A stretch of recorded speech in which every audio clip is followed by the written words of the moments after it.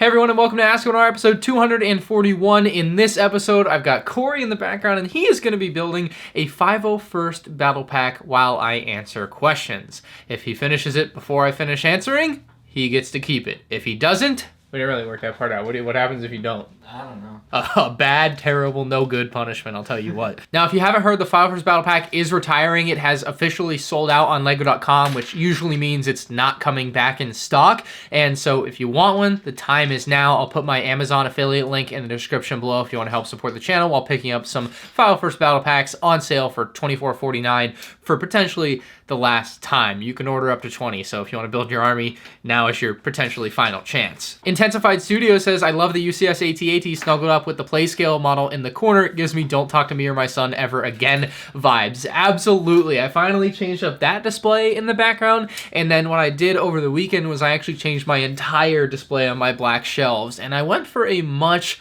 less cluttered look, and I gotta tell you, I love it. It's something I'm very happy I did, and it's something that I would recommend you guys do with your displays if at all possible. I basically just took out, I had a bunch of Black Series on there and just random stuff that I felt like really cluttered up the display. This also makes it easier for me to dust, so I only have to take like one thing off a shelf, dust it, put it right back on the shelf. It's so much easier than what I would do before, where it'd take me hours and hours and hours whenever every few months that I would want to dust those shelves. So that's easier now. A few things I'm still going to end up doing, though, is getting a display case for my Clone Army Builder box, because that box, there's someone trying to sell it for $8,000 on eBay right now. Now, the box itself is not worth $8,000. It's probably worth a quarter that at best, and that's on a very good day to the right buyer. But it's still a very expensive box, and it needs a display case so it doesn't decay in condition for me. And then I also wanted to get some type of display case for my Yoda. Not that he's in the greatest condition anyway, but I figure if I'm going to have a 1 of 3 Lego Star Wars item, I should probably treat it properly and give it a display case. So those are two other things I'll do on the display here soon, but all of this is really for naught because, you know, we're working on getting a house, all right? Still working on it. But I'm glad you like my display back there, and hopefully you like the rest of the stuff I did and was showing off here today, because I'm just super happy with the way it turned out. Oddk Denise says, what do you think we're getting for the new Ahsoka series? Well, we obviously haven't seen anything from the Ahsoka series. There's no trailer out there, so it's really hard to say. Maybe ask this question again in a few months when there's a trailer from Star Wars Celebration or whatever. Maybe that's longer than a few months away. But I think the obvious things are, if the ghost shows up, a ghost. I know we're going to see Ahsoka's T6 Jedi shuttle in there, so finally we'll get a second version of the T6 Jedi shuttle, which means I can make a comparison video. I've been sitting on a sealed T6 Jedi shuttle for at least 3 years, I think, in my garage, just kind of waiting for the right time to review it, and it seems like that time might be in 2023 or 2024, which is exciting for me to finally get into that one. That's been a set I've been waiting to get into again. And then outside of that, like, yeah, we'll get a new style Ahsoka minifigure finally. Maybe Thrawn, if he shows up, if he's more than just a name drop, obviously. And Ezra, like, there's characters there, obviously. Sabine, that we'll see. Tabletop Studio says, I like how whenever Ryan wants to reference something, he can pull up a thumbnail from past videos like he did with the Slave 1 and UCS set reviews. Yeah, this is something I've kind of been working towards, is having my own, like, catalog of just first-hand photos of things that I can use for videos. It's not necessarily something that will ever be a 100% usage rate, but it's something that I've certainly been working towards, something that I really enjoyed. Like, there was a point maybe a year ago when the Imperial Shuttle came out, and I was like, all of these sets that Lego has ever released, I now have in my new thumbnail style, and I was super proud about that, and it's something that I really want to continue. It's obviously not like a novel idea for a thumbnail, but I think it's something that I've kind of got for my brand now. It's just kind of the plain box, white table, with my background. It just really pops, it really works, and it's something I'm glad I shifted to, I think in 2019, and it's something you can see that I've gotten so much better at over the years. I want to go back and redo some of those older thumbnails, because some of them are so bad from like 2019, where one side is like a very light blue lighting, and then the other side is like a dark orangish lighting color, warm and cool colors, right? Just doesn't mix or look good at all for the thumbnail, but that's what it was for, you know, episode 9 set reviews on my channel. It was bad, right? So yeah, it's something that I've improved on. It's something I'm very proud of, and I'm glad you took note there. Blockomaniac says, is there anything specific that you use monochrome minifigures for, like mocks, etc.? I recently got into purchasing them and got a trans blue C-3PO to use as a hologram in a mock, and I was curious if there were any other uses for them. So that is one of the few uses that actually might be, outside of just collecting them, a good use, is if you want to use something like that for a hologram in a mock, or a Force Ghost perhaps would be the only other thing I could really think of. Other than that, it's just kind of a novelty to go out and get something that really otherwise shouldn't exist in the colored clone troopers or colored minifigures. Like there's Darth Vaders in all sorts of different colors, C-3POs in all sorts of different colors. Obviously in my collection, I have probably 35 different Phase 2 clone troopers in different colors, and I think they look fantastic. For me, it's probably solely going to be for collecting purposes. I can't find them, but if I do, I have Palpatine holograms in like 7 or 8 different colors. I have clone weapons in a bunch of different colors, which is kind of cool, but like outside of like putting them on the clones that are the same colors, like I don't really have any real use for that. Like I said, Darth Vader's in all sorts of colors. Like it's fun stuff to collect, but outside of a few unique cases from specific mocks, like you said, C-3PO as a hologram, I think they're just a fun thing to collect. And it's something that I think I would recommend most people collect as just a pure collector's item if they're into that sort of thing, because they're relatively cheap now. I think I was buying the clones for like 30 bucks a piece, which is a ton compared to what, you know, a clone trooper would normally cost in a Lego set or a battle pack, right, where it's like $5 a figure. But for what it is, I think it's kind of worth it if you want something cool and unique for your collection, something that otherwise shouldn't exist. It's fun, you know? Wilson says, are you hyped for Tales of the Jedi? Do you think the show is significant enough that we will see a set? PS, go Pats. Yes, sir. Is it the show significant enough that we will see a set? Or maybe more? Probably not. There's currently no rumored sets for next year. I would say it goes like Star Wars Visions, where they just kind of never do anything. And it's sad, but that's just kind of where it is. They might make sets somewhat related down the line, like, you know, Count Dooku Solar Sailor or whatever, set with Count Dooku, but not specifically from Tales of the Jedi, but because of some renewed interest in Count Dooku, they make the set, you know. I just, with the way the rumors are right now, with the way it looks like it's panning out for next year, unless it's the one set that's like 70 bucks that we don't know what it is, there's probably no Tales of the Jedi set next year, because that set could be anything. It could be a set from Ahsoka, it could be another Mandalorian Season 3 set, it could be a Captain Rex's Y-Wing set, it could be a 60th or 40th anniversary Return of the Jedi set. Like, there are so many different things it could be, and I just doubt it's Tales of the Jedi at that point. But yeah, it's a pretty exciting show idea. I think it comes out tomorrow, which is really exciting. It's just kind of like a random, it's not one of those Star Wars shows I've kind of hyped myself up for, watching a ton of trailers, you know, that you're like, oh, I've been waiting so long for this, just kind of like happening, which is exciting. And I think there's 6 episodes or something, and they're all like 15 minutes long. It's nothing special, but it ends up being like an animated movie length, which is fun. So it'll be a nice watch, binge watch, and be done, and have some cool stories, I guess, from it. We'll see. Honk Gooster says, I would pay you to build your sets. Your brother has a good racket going. Yeah, I should call him up. Let me call him up, actually. Honk Gooster on YouTube here says he would pay me to build my Lego sets, and so you're overcharging me. Can I get a discount, or can you pay me to build my Lego sets like this guy's offering? Can we get something going there? He said he'd pay you in the comments section. He says, I will pay you to build your sets. Your brother has a good racket going. So I feel like what you're doing might be even illegal, perhaps. We have to take some action. Did you just call it a racket? He called it a racket. Yeah, you're racketeering.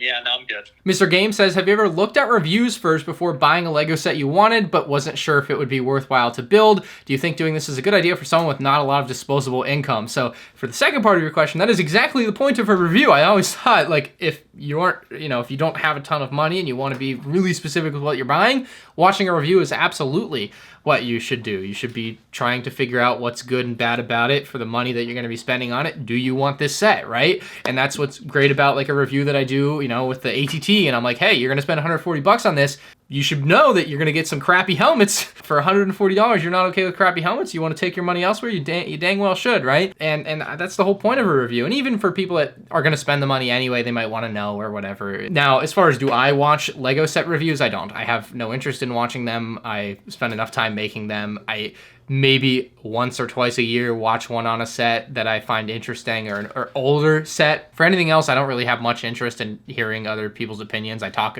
enough about it with my friends and comments and Twitter, and like I get enough of other opinions of sets, Now there's the other perspective of it, is people watch reviews just because they're entertaining and fun to watch and it's interesting to see a set, and I get that. I also just don't find that interesting for myself either. But I will say, in areas of my life that I'm not as invested in, right? Lego, I'm so invested in, like, I don't find it worth my time to watch a review. That's basically my point. Like Apple products, or if I'm gonna go out and buy a new microphone or a camera, I will watch a ton of reviews on that sort of stuff. And it makes a ton of sense for me to watch reviews on that stuff because I don't know it as well as I do Lego, where I can kind of look at pictures of things and really know what I'm getting into already. So that's just kind of the perspective I have on it. Like, I don't find it worth it for me to watch a Lego review. Meanwhile, with literally like anything else I'll buy, anything that I'm buying for my business, basically, like, I'm gonna watch a review on. Corey's just gotten onto the second bag. I have no idea how far along we are, but Gotta be getting towards the end here, Corey. Bricklytic says, top 3 UCS sets based on swooshability, show your work. Number 3 is probably the Sandcrawler with its flight mode. Very swooshable. It's got wings on the side and fins in the back to help it steer, and very fun and swooshable set. Hopefully I don't drop it there, but yeah, pretty cool. Engines in the back, got thrust coming out. Number 2 is the smallest UCS set ever, the UCS Naboo Starfighter, but only in the box is it swooshable. Once you take it out of the box, it kind of loses that swooshability, I feel like. It's a little bit too hefty to move around. The most swooshable pretty easily has to be the 2001 Tantive, though. It is just a very swooshable model, very stable when you're moving it very fast. You don't have to worry about anything happening. You can really swing this thing around. And, you know, for as dangerous as these movements are, on a real note, I'm surprised I haven't dropped or broken anything, because these are, like, really heavy models. Should not be doing what I'm doing, but rock the baby and hello dust in the air. That's great. Oh no, that baseball player that was running around when he hit a home run, he's like doing the rock the baby thing. That's funny. Anyway, those are the top 3 swooshable LEGO Star Wars UCS sets that I have in my room. CT7567 says, do you think Playmobil's attempt to join the adult market will be as successful as LEGO? And I have seen this. I went to a few like third-party toy stores over the summer, and I definitely saw a ton of Playmobil at one of them, and they had some of those black box style sets available for sale. I think there was like a Volkswagen, I think there was James Bond car. So they're doing stuff like that, right? Just like LEGO is doing with kind of the same thing. Playmobil will never be the same market as LEGO, I feel like, because it's not LEGO. It's like 10 pieces for a set. I don't know. I don't even own a Playmobil set, but it's not the same as LEGO. It's not really building blocks to me. They don't work together. It's not like Mega Constructs or any of the other building block brands, Blue Bricks, whatever, that that can connect with LEGO, right? To me, Playmobil is different, I believe, right? Because I don't own a Playmobil set. I haven't tested it myself, but as far as I'm aware, it is. So it's a little bit different. However, I do hope it is successful because competition ultimately is good for the consumer. It's not good for LEGO. They don't want competition, certainly. They wish they had a monopoly. I think as a consumer of LEGO, and for probably everyone here, you would hope that the other businesses are successful because it means it would kick LEGO to do better things and be better. It drives their prices down, oh, so slightly probably. So yeah, it kind of keeps them in check, and I hope it's successful. Do I think it will be successful? I don't think it will have much of an effect on LEGO sales at all, but I hope it does, if that makes sense. Darth Brickbuilder says, did you go to college? If so, where did you leave all your LEGO? In my bedroom when I took the 20-minute drive to the Palm Bay campus. No, I went to like a local community college for a couple of years. I didn't hate it, but obviously when the opportunity to YouTube really was staring me in the face, I was like, I'm gonna take that and see what happens. And I did, and it worked out. There was a decent chance it wouldn't either. And I'd have finished college and have a 4-year degree of marketing or something, and then I probably would have tried to get a job at LEGO at that point. But obviously it's an alternate reality that I had kind of dreamt up at the time. You know, once I got to YouTube full time, I was like, well, why would I want to work for LEGO and then have to move to Denmark or God forbid, Connecticut? Half the people there are Yankees fans. The Yankees just got swept in the ALCS. Yankees lose. So I didn't really have to leave my LEGO anywhere. It also, like, I didn't even really apply for other colleges. My parents didn't want me to. It probably is a good idea that I didn't go out spending a ton of money on college, getting loans or whatever. Like, I didn't have the money to do that at the time anyway. It does make me think of the horror stories that I've heard from some of you guys where people are like, yeah, I went off to college and my parents sold all of my LEGO collection. Or I know one of the guys I know, Shy Time Is My Time's YouTube channel, he was in the military back in the early 2000s, went off to Iraq or whatever, and he had a storage unit that I think someone was supposed to keep on top of for him, and they just didn't, and he lost his entire collection of his LEGO sets from his, you know, early life, which really, really sucks, and I'm sure whatever else he had in the storage unit also gone. Yeah, certainly a bit of a scary thought there too, to just leave everything behind for many months on end for someone else to tend to. I mean, I would have trusted my parents, they wouldn't have done anything with it, but I have certainly heard some horror stories where people go off and they do things and then their parents come around and they're like, oh, they don't need these toys anymore. And it's like, oh no, no, not toys. Very expensive. Don't sell them at yard sales for 25 cents. Bad idea. But it's too late, it's already gone. So yeah, definitely some horror stories out there, but not in my case. Didn't have to worry too much about that. Sans26 says, do you wear eyeshadow or any makeup? Your face is very clean. And then Jeff Logston also said in the same comment section, I'm not judging, but do you have eyeshadow on? I was appalled. You know, when the first guy asked, I was like, okay, just one guy. And then second guy asked, I'm like, all right, I gotta put a stop to this. I don't wear makeup, I don't wear eyeshadow. I get the eyeshadow one a lot, or whatever you put on your eyebrows, because I think my eyelashes, sorry, because my eyelashes I think are pretty dark. But maybe I can get on that cosmetics CPM in this video. Makeup. Come on, YouTube, give me.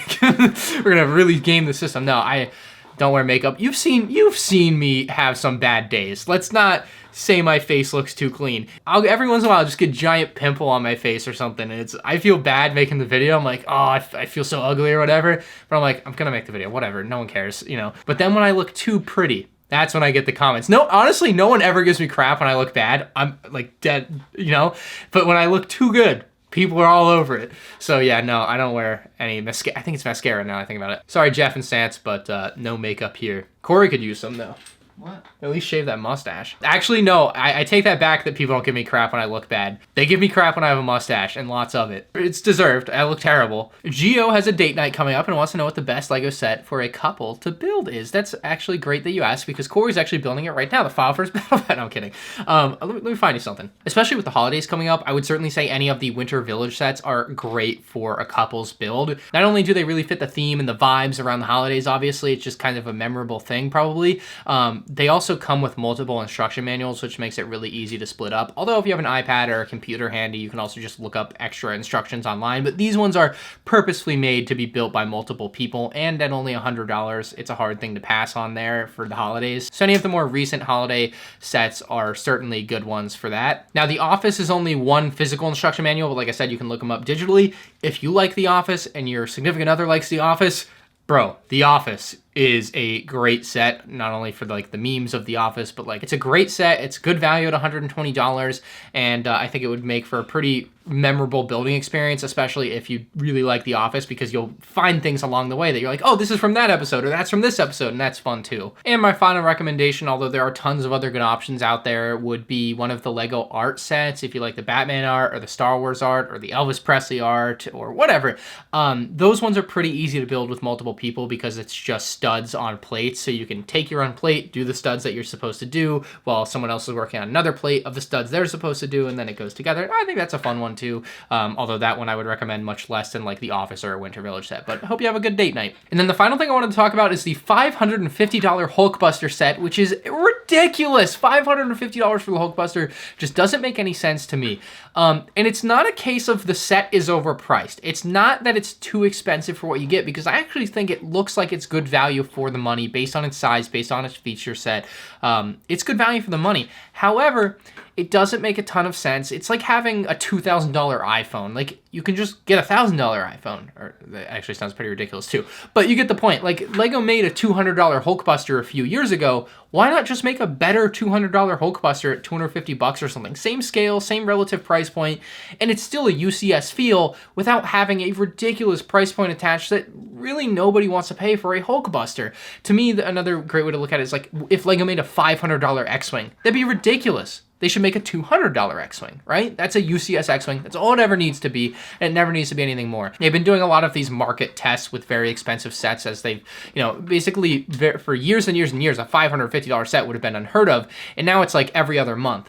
And that's probably just gonna be too much here, and I think Lego is gonna pump their brakes in the next couple years on these super expensive 18 plus sets as they realize that like, a lot of it's just not going to go over well. The Black Panther bus probably not going to sell that well, even at a much lower price than $550. I think it's like $350, but still, it's too big for what people would want out of something like that. People probably want to be under the $200 price range on something like that. Yeah, you get a smaller set, but like if you make a nice set for $200, it's going to go over better, you know? So I think that we'll see less of those more expensive sets because of sets like this in particular. I might buy it though. I might buy it, and if I do, I want to do some content around it. I'm not the biggest Marvel fan, might have to call in some help from some friends, but I would love to do a video of like the $30 Hulkbuster versus the $200 Hulkbuster versus the $500 Hulkbuster, because I like doing those sorts of comparison videos and they've been successful, and so I think this would be a great one to bring onto the channel here. So let me know if that's something you're interested in. But if you have any questions you want answered on next week's episode, leave them down in the comments section below. If you enjoyed the video, hit the like button, and let's check in and see if Corey completed his challenge.